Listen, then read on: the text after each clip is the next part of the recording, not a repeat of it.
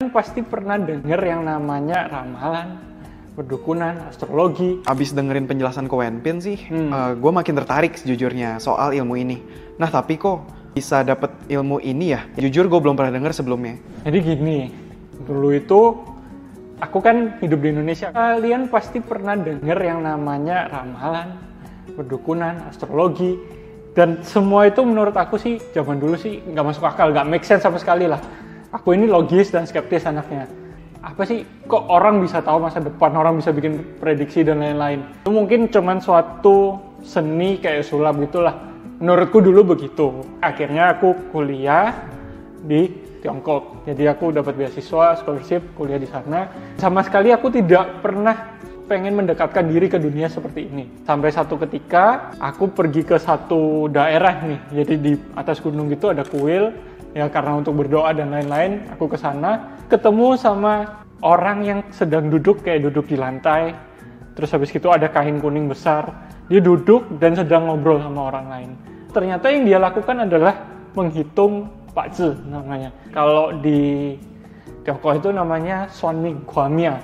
Aku lihat-lihat ini orang ngapain ya kan. Dua orang lagi ngobrol. Aku dengar samar-samar ngasih tahu ini hati-hati atau ini itu.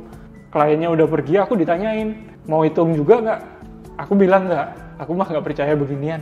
Nggak usah, thank you. Aku bilang begitu, terus aku mau pergi. Dia stop, dia bilang, kamu mau belajar aja nggak? Aku lihat kamu ini anaknya logis. Dan ini ilmu logis. Kalau kamu mau belajar, berkenan belajar, ya kamu tinggal beberapa hari di sini, mau baca ini buku dulu. Dia kasih buku segini tebelnya, buku udah usang, ya kan? Udah tua banget. Setelah itu, aku baca halaman pertama, kedua, ini apaan? Kayak buku matematika gitu, jadi ada rumus hitungan, ada ya segala macem lah. Aku kira, gak penting banget lah. Pas aku mau taruh, tapi dasar aku anaknya kepo ya kan? Aku baca, gak belajar sih, aku baca aja. Loh, ini ngitungnya ini dari sini, ini dari sini, ini dari sini. Oh ternyata gitu. Aku lihat sisa bukunya itu ternyata kayak buku cerita. Ada rangkuman nih, kisah A, kisah B, kisah C. Perlahan-lahan beliau sepuku kan bilang sama aku, ini cuman cara penghitungan rasi bintang. Gimana caranya seseorang dengan tanggal lahir tertentu bisa cocok dengan kehidupan orang di masa lalu. Ternyata balik ke Indo, terus habis itu ada orang iseng-iseng tanya, aku hitung-hitungin, dan ternyata itu membantu kehidupan mereka meskipun nggak besar.